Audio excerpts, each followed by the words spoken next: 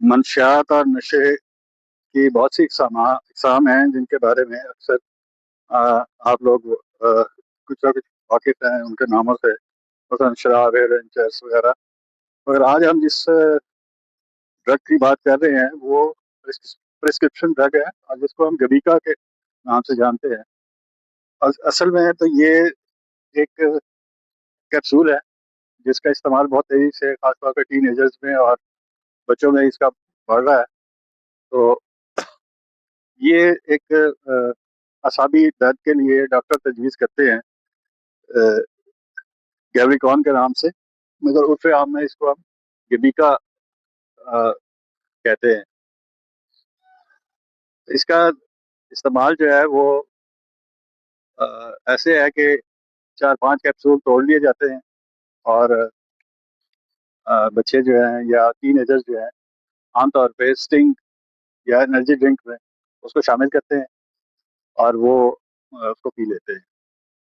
تو یہ ایک نہایت خطرناک ایک زہر ہے جو خاص طور پہ بہت تیزی سے مقبول ہو رہا ہے،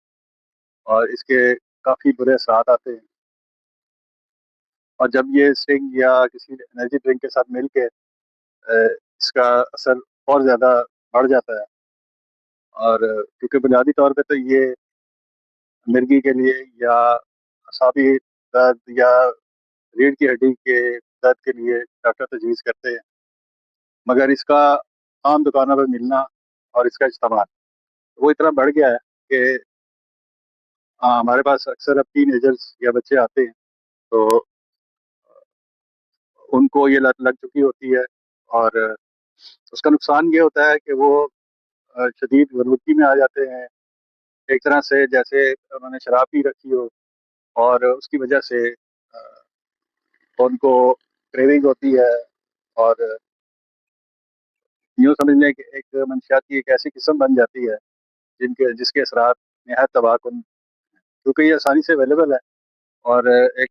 خاصی مقدار وہ لوگ اسٹنگ میں کھولتے ہیں اور اس کو استعمال کرتے ہیں۔ تو اس سے